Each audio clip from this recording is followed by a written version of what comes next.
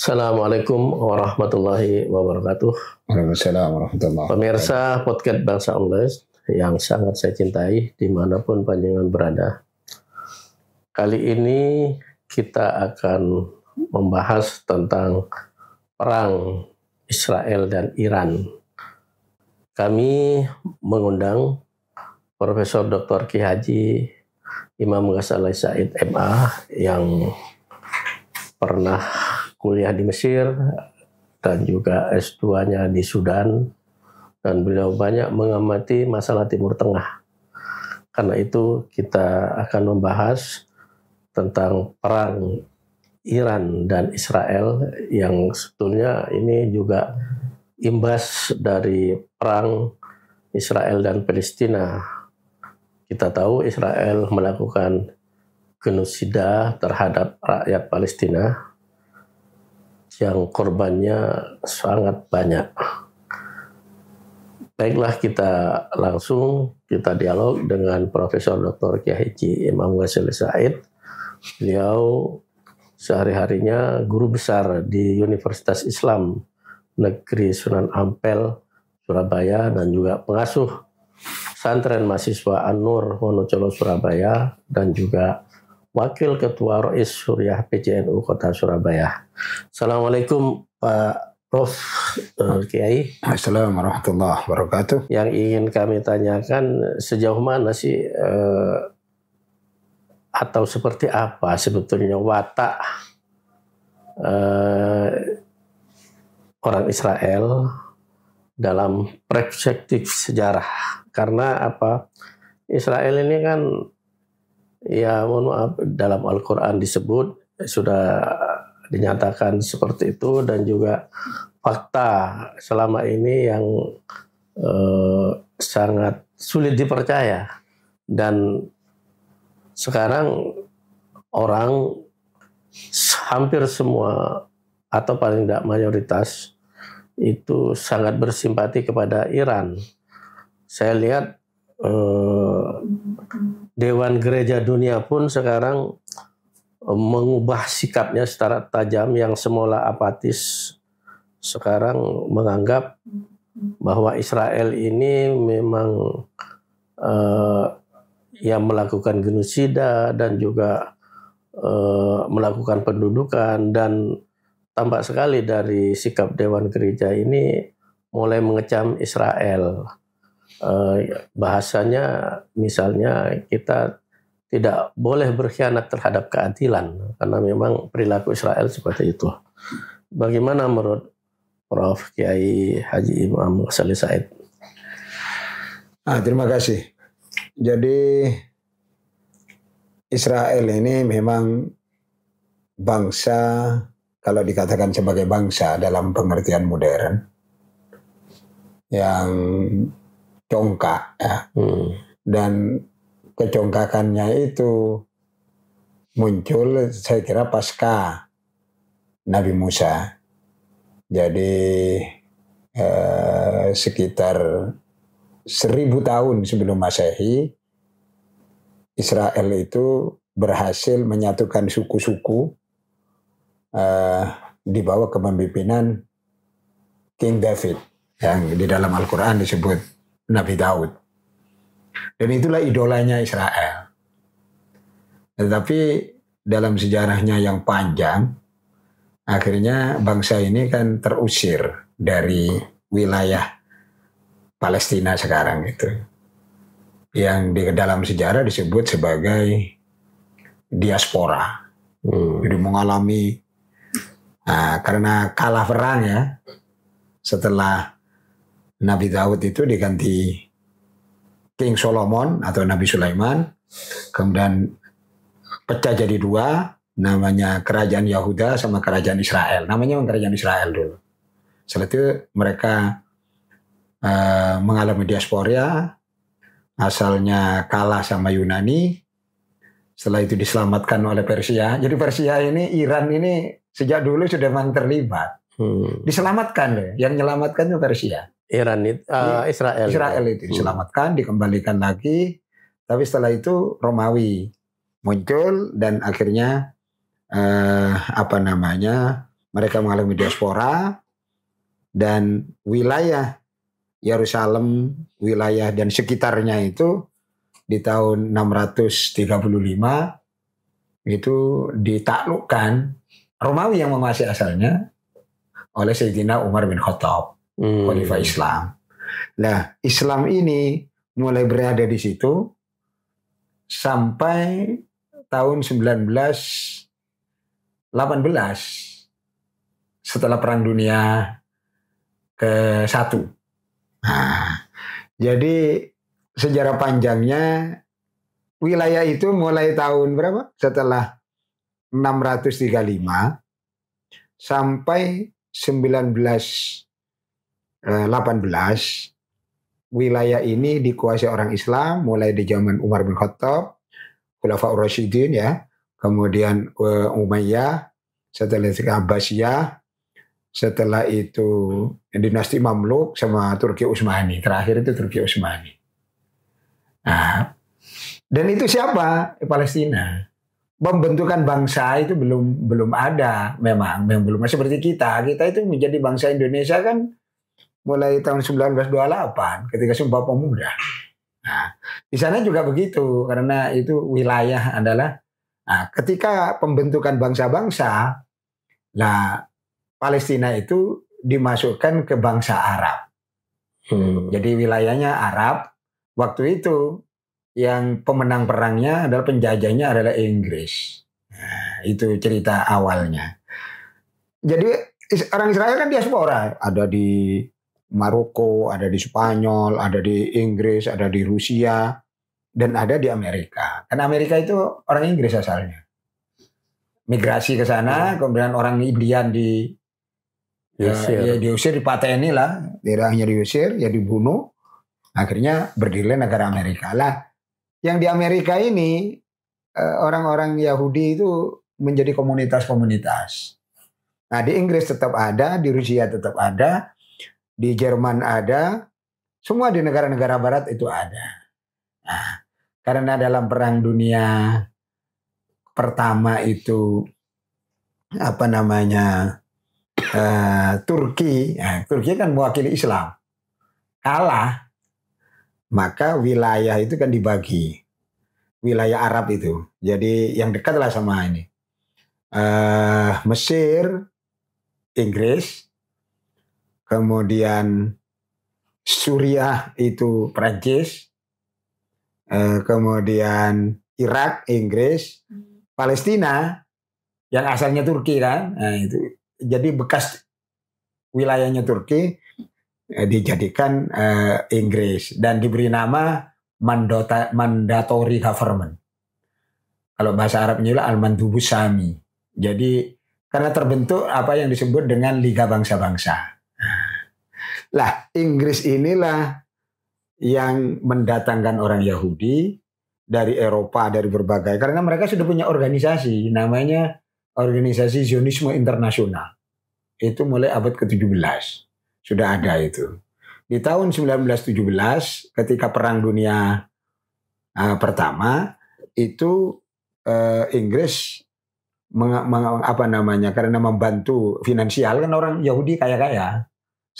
Biaya perang itu dia dibantu oleh oleh orang Yahudi. Saya akan membantu, tapi dengan syarat kami supaya diberikan negara di Palestina itu. Nah, dan Inggris setuju apa yang dikenal dengan perjanjian perjanjian Harzal itu. Jadi perjanjian yang yang menjanjikan pada orang Yahudi untuk kembali. Nah, di Eropa itu bermasalah yang disebut antisemit di Eropa. Jadi orang Inggris itu ingin orang Yahudi ini segera punya negara biar tidak mengganggu orang Inggris. Di Jerman juga begitu, sebenarnya terjadi kayak Nazi itu kan sama ngaku-ngaku hebatnya. Nah, jadi memang bangsa ini memang bangsa sombong. Nah, jadi merasa hebat. Maka dia mengatakan Asy'abul Mukhtar, jadi bangsa yang terpilih. Dan sementara orang Jerman juga begitu, bangsa Arya katanya dia juga hebat. Nah ini nggak pernah ketemu. Jadi kan Jerman mau dibunuh kan orang Yahudi itu. Nah, Iran juga begitu. Ini bangsa hebat ini Iran ini. Jadi bangsa Persia. Karena dulu dua negara, Romawi dan Persia. Itu sama-sama hebatnya. Nah, jadi kalau sekarang itu terjadi perang, itu sebetulnya ada pengulangan sejarah. Tetapi dengan perspektif yang berbeda. Yang sekarang ini Persia sebagai suatu bangsa, Israel mengaku bangsa. Yang sebetulnya bangsa ini nggak punya karena sudah ribuan tahun kan. Kalau di 635 misalnya dihitung dari Islam ya. Itu kan 1000 tahun lebih. 1000 tahun lebih tidak punya ini dan wilayah itu sudah andaikan tanah gitu ya. Sudah ganti sertifikat itu. Sudah diganti sertifikatnya orang Palestina. Tapi dia bisa kembali lagi itu karena bantuan Inggris. Jadi sebetulnya kalau dalam bahasa yang gak enak ya, yang jahat itu sebenarnya Inggris. Inggris. Lah Inggris ini atau sama jahatnya? Ya sama-sama jahat. Ya karena orang Palestina tidak dikasih. Nah, hanya dikasih akhirnya gimana orang bangsa Palestina karena Arab itu bisa menekan. Yo bisa, tapi dibagi dua. Win-win solution. Tapi waktu pertama itu 55% wilayah itu diberikan ke Israel, 45% diberikan ke Palestina. Lah Palestina itu nggak mau di tahun 48 itu. Lah itulah akhirnya persoalan Palestina itu tidak kunjung selesai sampai hari ini. Dan yang memberi memang Inggris. Atas mandat, maka mandatory government, atas mandat dari Liga Bangsa-Bangsa di tahun 48 itu sudah Perserikatan Bangsa-Bangsa. Maka punya legalitas internasional. Sementara misalnya Iran, itu kan dari kerajaan sebelumnya namanya Kerajaan Safawi, itu memang Syiah memang. Mulai Safawi itu sudah Syiah di abad ke-16 itu. Kemudian setelah dinasti Qajar, setelah itu dinasti Pahlavi. Pahlavi itu berkuasa tahun 1925 sampai 1979. Nah, 79 inilah Khomeini dengan konsep negara Islamnya mendirikan negara yang disebut Negara Islam Iran, Republik Islam Iran. Lah, ketika zamannya Shahriar Pahlavi itu Israel sama Amerika sama ini begini. Bergandengan tangan, saling membantu. Nah, ketika Islam pemerintahan Imam Khomeini, lah itu anti Israel. Dan menurut Khomeini tidak ada jalan lain, harus kita melakukan peperangan. Tidak boleh itu orang Palestina terus mundur dan terus perang. Dilalah semua perang yang dilakukan mulai tahun 48 merdeka, terus tahun 67 itu terjadi perang lagi, tahun 73 perang lagi, itu yang perang besar ya, tidak pernah menang itu Arab itu. Dengan Iran memang nggak perang, dengan Iran memang nggak perang. Perangnya yang sekarang ini. Iran itu berarti bangsa hebat juga ya. Ya bangsa hebat. Karena dari Persia. Sebelum Islam sudah hebat. Sekarang ini kan kalau lihat dari segi persenjataan segala itu kan luar biasa. Iya. Banyak orang yang nggak menduga kan kalau Iran ternyata sangat kuat. Bahkan ada prediksi dari beberapa elit militer 1 tahun pun perang melawan Israel itu dengan eskalasi yang besar itu Iran masih mampu katanya dari segi persenjataan itu. Dan memang di luar, karena Iran itu mulai tahun 1979 dengan slogan Israel Syaiton Asghar, nah, istilah mereka ya. Setan kecil, kemudian Amerika Syaiton Akbar. Dan itu harus kita lawan. Itu dikumandangkan oleh Imam Khomeini. Imam Khomeini bukan Ali Khamenei. Bukan. Yang Khomeini yang dulu. Yang pendiri Republik Islam Iran. Dan saya ke Iran itu 3 kali. ke Israel, ke sana berkali-kali. Bahkan setiap tahun, saya tahun depan itu. Maka tahun ini mau ke sana, tapi perang ini. Tapi saya dapat laporan katanya nggak apa-apa. Aman. Di Masjidil Aqsa. Jadi orang Iran itu walaupun diembargo secara ekonomi, mereka itu mampu mandiri. Bahkan uangnya Iran, bekas uangnya Reza Pahlavi, sampai hari ini tidak dicairkan oleh Amerika. Dan itu jumlah besar. Dan diembargo secara ekonomi, semuanya diembargo. Nah, tetapi di sana itu karena dengan kekuatan yang besar dari Imam Khomeini ya, ajaran-ajaran Khomeini itu, kita itu tidak boleh menyerah terhadap Barat. Mereka anti Barat. Tapi bukan berarti kita itu anti ilmu pengetahuan.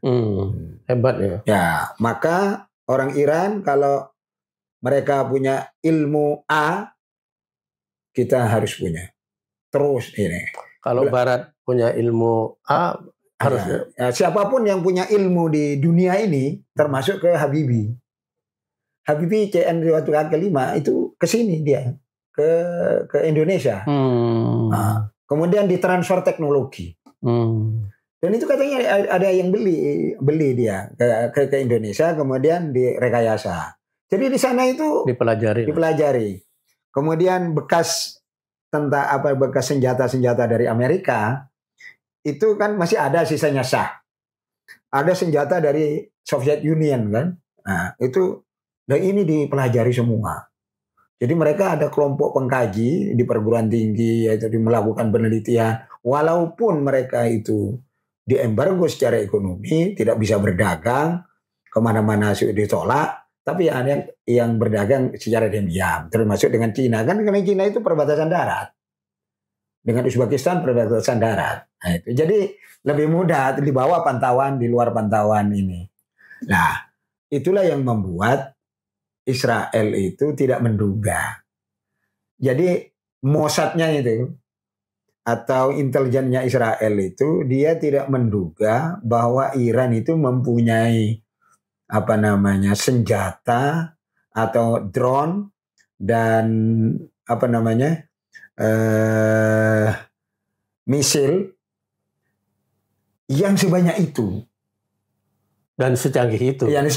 Dan itu kan melalui proses, dan memang bedanya dengan Israel ya. Iran itu luas. Jadi misalnya saya dari Teheran ke Mashhad itu naik pesawat itu 2 jam. Jadi jauh 2 jam. Apalagi nanti dari Mashhad ke Shiraz jauh. Artinya luas. Artinya negara besar ya. Negara besar. Misalnya ini ditembak di sini, dari sana ini nggak apa-apa. Makanya ini tempat-tempat kan di gunung-gunung itu. Itu nggak bisa. Jadi kalau misalnya Amerika misalnya contohnya mau menguasai Iran, menduduki kayak Afghanistan, itu akan bernasib sama itu dengan Afghanistan. Tidak akan mampu. Saking luasnya daerahnya gunung-gunung. Nah itu yang nggak bisa. Makanya senjata-senjatanya Iran itu berada di gunung-gunung di bawah tanah itu yang tidak terdeteksi. Dan mereka kalau waktu saya ke sana itu memang dipamerkan. Senjata itu kita punya kemampuan jangkauan 1.500 kilometer. Itu. Yang menarik itu kan semangat menimba ilmunya itu kan. Iya, itu yang para mullah ya, para ini kan disebut sebagai negara para mullah kan. Iya. Tapi semangat menimba ilmu teknologi itu luar biasa. Lah ya memang memang dari sononya. Mereka secara historis mereka tidak bisa terpisah dengan ilmu. Jadi setelah Islam datang, sebelumnya sudah maju juga, Islam datang, orang-orang tokoh-tokoh kayak Ibnu Sina itu orang Iran. Al-Ghazali itu orang Iran. Jadi Ibnu Sina itu orang Asfahan. Al-Ghazali itu orang Mashhad, orang Tusi, At-Tusi Al-Ghazali. Jadi saya sudah ke situ saya. Jadi memang wilayah orang ilmuwan besar. Si Abdul Qadir Jilani itu orang Iran itu. Sekarang Jilan itu masuk wilayah Iran. Jadi memang orang-orang hebat. Jadi di dunia Imam Sibawai, pencipta Nahwu, itu orang Persia. Nah, itu apa namanya? Dulu memang Ahlussunnah memang terjadi perubahan setelah di kerajaan Safawid. Itu ada migrasi dari Ahlussunnah ke Syiah. Ini kayaknya Israel akan kena batunya ini kalau terus berlangsung. Kalau prediksi saya, kalau tidak dibantu Amerika, ya Israel hancur. Ya Israel itu cukup Iran aja, itu sudah habis itu. Sekarang ini 50% Israel itu sudah hancur. Nah, karena dan Amerika sebetulnya tergantung pada Amerika. Amerika dan Israel mesti tunduk ke Amerika. Kalau Amerika meninggalkan Israel sudah tamat. Tidak ada negara Zionis itu tidak. Tapi kalau Amerika terus ikut campur, negara-negara seperti Cina, Rusia sekarang pasti ikut. Iya, masih ikut. Tapi yang menarik sekarang adalah Jepang. Jepang sudah ngirim 200 pesawatnya ke Iran. Bantu Iran ya. Bantu Iran dan siap menghadapi, dan dia tidak mau terikat dengan Amerika. Itu dianggap itu oleh Amerika pengkhianat Jepang ini. Karena Jepang setelah dia dendam Hiroshima Nagasaki. Ya kan Amerika dulu sama Inggrisnya. Dia siap membantu Iran. Jadi kalau ini terjadi ya Perang Dunia Ketiga. Perang Dunia Ketiga dan Amerika dan Israel pasti kalah itu. Ya, kalah kalau sudah gini. Tapi kan sekarang wait and see kan. Kenapa katanya Rusia kok tidak ikut terlibat walaupun Iran diserang? Padahal itu banyak pekerjanya orang Rusia juga ada di nuklirnya itu. Kalau kami langsung terlibat, terjadi Perang Dunia Ketiga. Kayaknya Iran itu di atas angin, biar aja dulu. Iya betul. Bahkan banyak berharap agar terus ini karena akan menghancurkan Israel. Iya, sekarang jadi kantor Perdana Menteri Netanyahu sudah hancur. Kantor presidennya sudah hancur. Pertahanan darat udaranya sudah hancur.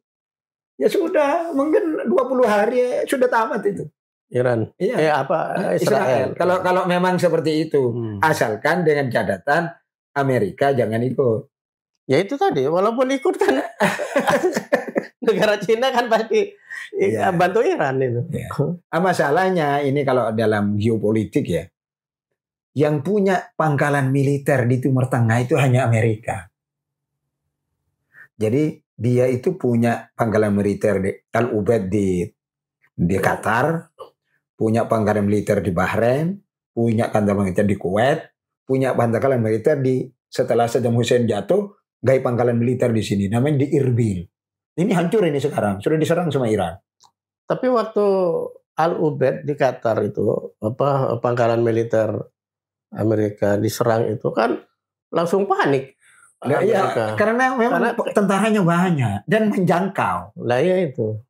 Jadi kalau itu terjadi misalnya, dan sudah diperingatkan oleh dia kan banyak omong kan kalau Iran itu. Sumbar menyerah tanpa syarat, nggak dijawab. Tidak ada negara yang bisa memaksa Iran menyerah, itu tidak ada. Iya, dan Iran di samping tidak banyak omong juga sudah bersumpah akan menghancurkan Israel. Kan ini kan soal ideologi kan. Ya, ideologi. Tidak hanya mohon maaf, kalau Israel kepentingannya ya kan pragmatis kan. Ya ideologis juga, walaupun sana itu sekuler ya, tapi sekuler yang didasari pada agama. Ya Yahudi itu. Tapi di Iran itu orang Yahudi Iran. Di Iran itu ada Yahudi. Itu mendukung Ali Khamenei. Sudah hancurkan aja itu karena mereka tidak senang Zionisme. Ya, dan memang Israel itu kan ya kalau lihat pembantaian atau genosida terhadap rakyat Palestina kan memang sangat anti kemanusiaan Israel itu. Nah, iya. Mungkin itu juga yang penting. Ya kita mudah-mudahan ini bisa memaksa Presiden Donald Trump bisa mundur supaya Palestina itu merdeka. Tapi syaratnya orang Palestina itu bersatu dulu. Jadi jangan ketika merdeka itu hanya satu, misalnya Hamas saja misalnya, itu yang berkuasa ya. Tidak mungkin. Dan di Palestina itu kan juga banyak orang Kristen juga kan. Iya, banyak di mana? Di Gaza itu. Walaupun saya belum pernah ke Gaza ya. Di Gaza itu banyak gereja. Jadi dan toko-tokonya di toko Palestina itu banyak Kristen yang pejuang-pejuang itu. Kemudian di tepi barat itu banyak gereja juga banyak di sana.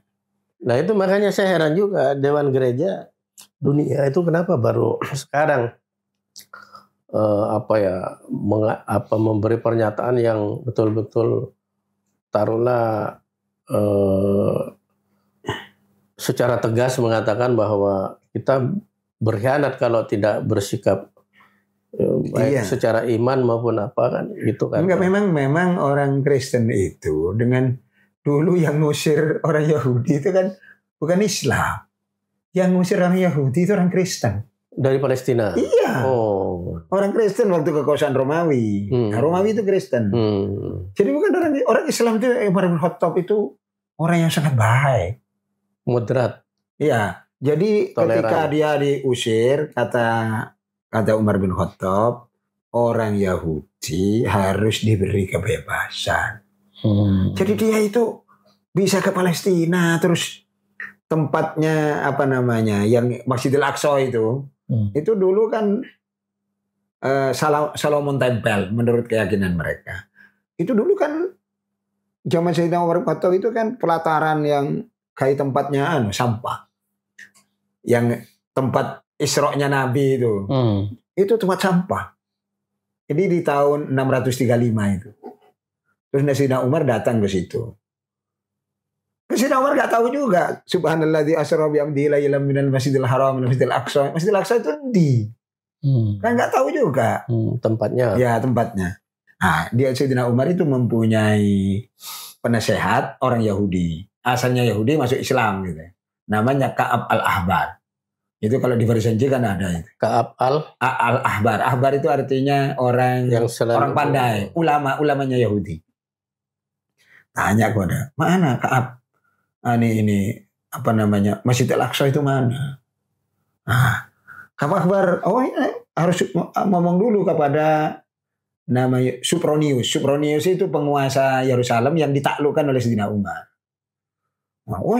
Imam Khalifah ini diantar. Itu sampah semua. Jadi batu besar itu sampah. Sayyidina Umar menangis. Langsung, penakluk ya. Zaman itu ya. Langsung Sayyidina Umar bilang, orang-orang Yordania, orang ini semuanya kumpul. Kerja bakti. Membersihkan itu. Ini tempat suci. Nabi berangkat dari sini. Belum ada bangunannya. Nah, disitulah akhirnya Sayyidina Umar oleh Ka'ab Ahbar, wahai Khalifah Amirul Mukminin, jika kau ingin mendapatkan kehebatan Nabi Musa dan Nabi Daud dan Nabi Sulaiman, maka sholatlah Anda di sebelah utara. Namanya Sokhro. Sokhro itu batu besar. Karena Anda kalau ada di situ berarti menghadap selatan. Anda akan mendapatkan keutamaan Nabi Musa, Nabi Daud, Nabi Sulaiman, dan keutamaan Nabi Muhammad SAW. Karena Ka'bah berada di selatan. Tapi Sayyidina Umar ini orang pemimpin bilang, ya, tetapi dalam dirimu itu masih ada Yahudi. Dalam dirimu ada Yahudi. Nah, kemudian Sayyidina Umar ngambil batu, diarahkan ke arah selatan. Sekuatnya Sayyidina Umar, disitulah jatuh batu yang ke arah Ka'bah itu di arah selatan. Berarti Sayyidina Umar terus sholat di situ. Di Aqsa itu. Di Aqsa di sholat itu. Lah, tempatnya itulah yang disebut Aqsa. Kemudian ini disebut Sokhro, Kubbatus Sokhro. Tapi orang memandang bahwa Aqsa itu Sokhro. Sebetulnya yang disebut Aqsa itu karena yang tempatnya Sayyidina Umar itu. Yang sampah itu ya? Iya. Iya semua. Oh ini sampah semua? Semua ya? sampah semua. Itu kan dibersihkan. Lah baru nanti setelah itu dibangunlah pada masa Walid bin Abdul Malik itu sampai selesai. Nah, sampai diberi kubah emas itu belum berubah sampai sekarang. Oh itu zaman Umayyah. Zaman Umayyah. Jadi Sayyidina Umar sudah wafat. Enggak, yang membangun rajanya tadi Walid bin Abdul Malik. Berarti Sayyidina Umar walaupun itu penasehatnya memberi saran bahwa kiblat di sana nggak langsung percaya ya? Nggak percaya. Karena ada Yahudinya. Jawabannya dalam hatimu itu masih ada Yahudi.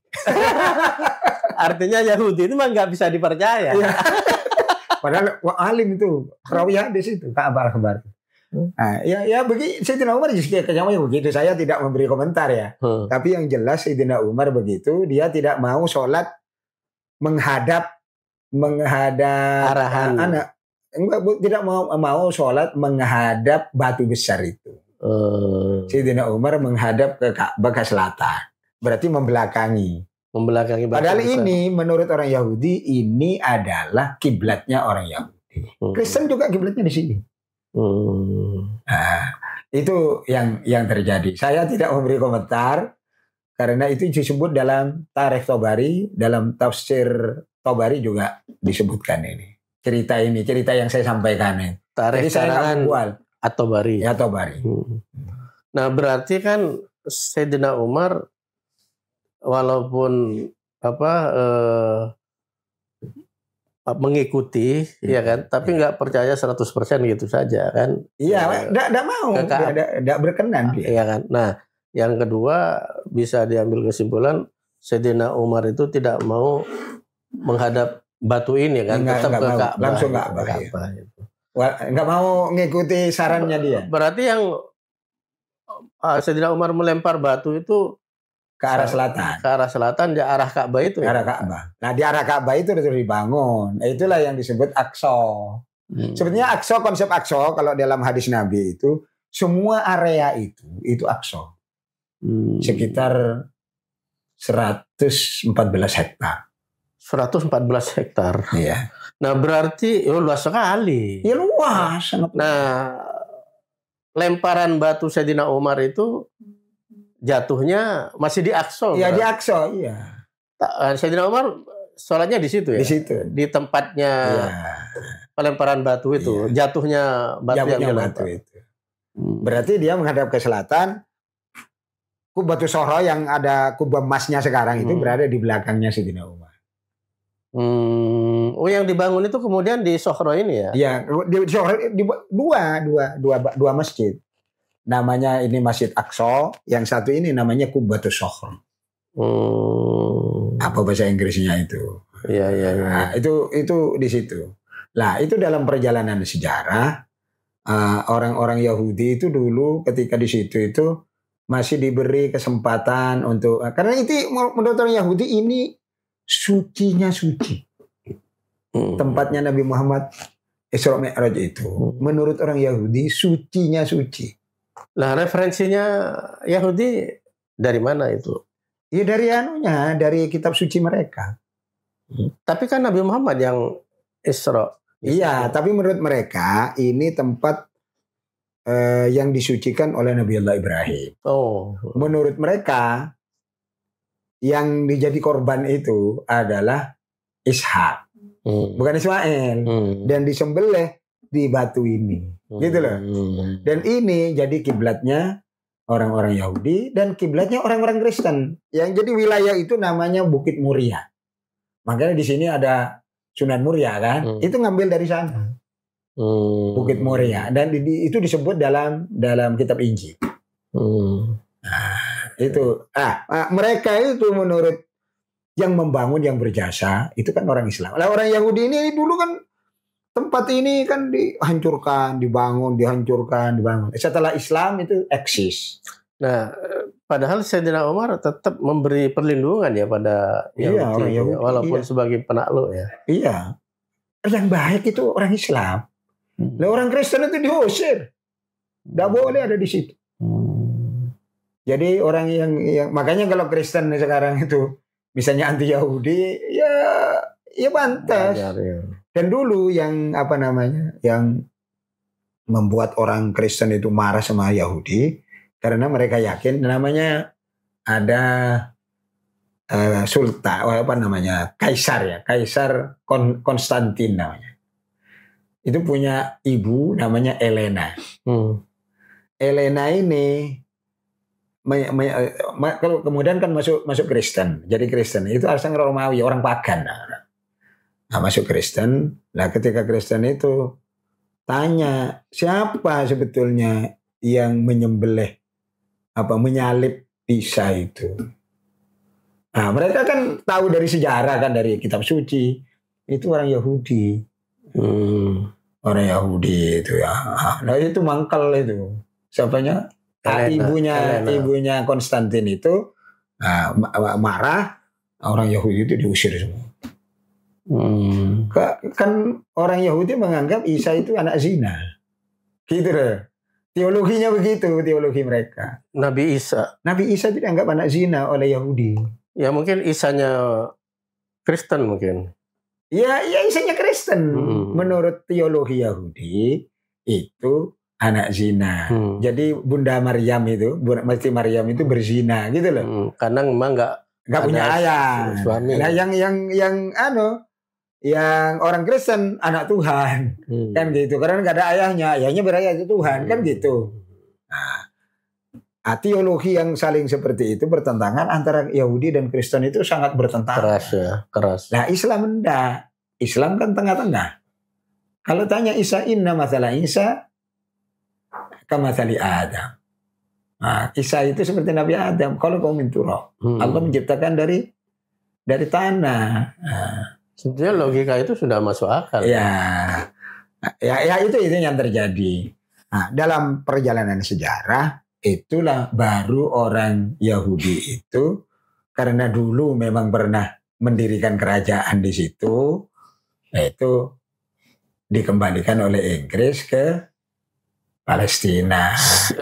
Itu seharusnya kan yang konflik itu antara orang Kristen dengan Yahudi kan. Seharusnya dari segi sejarah, bukan dengan orang Islam. Islam ini enggak, karena setelah orang Kristen kan ditaklukkan oleh Islam. Ya.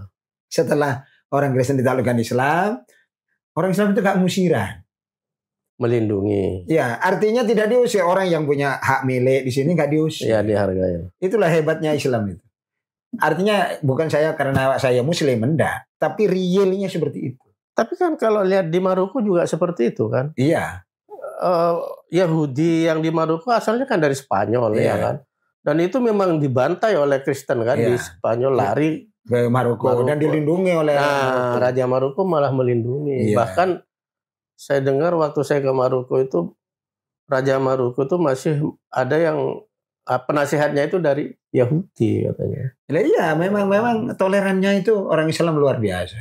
Nah, tapi toleransi Islam dalam perspektif sejarah seperti itu tidak diikuti oleh Yahudi.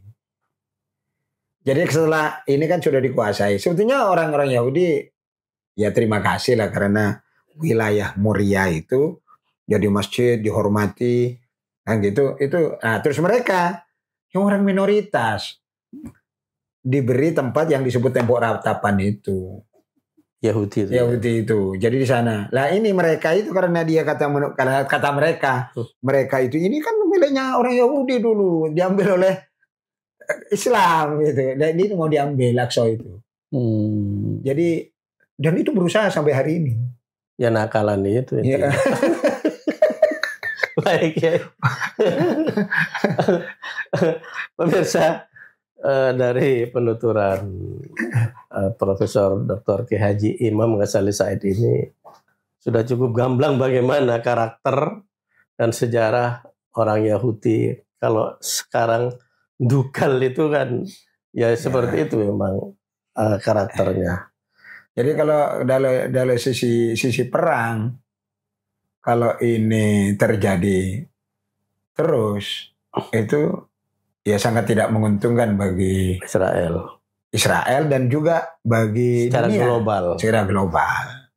Dan perkiraan saya kalau memang itu terjadi perang terus dan Israel misalnya itu kalah dan Amerika mudah-mudahan tidak ikut terlibat misalnya, walaupun terlibat ya, maksud saya tidak terlibat langsung, sudah terlibat. Kemarin udah nyerang juga. Sudah nyerang ya. Nah itu menjadi jalan bagi berdirinya negara Palestina. Mudah-mudahan aja kita berdoa karena Palestina itu ya Palestina sama. Di situ ada Muslim, ada orang Kristen. Tapi orang Kristen sama orang Muslim bersatu untuk mendirikan negara Palestina. Itu yang ya memang harus dilupakan itu. Walaupun dulu kalau menurut PBB 45% tanah itu miliknya Palestina. Di PBB tahun 48.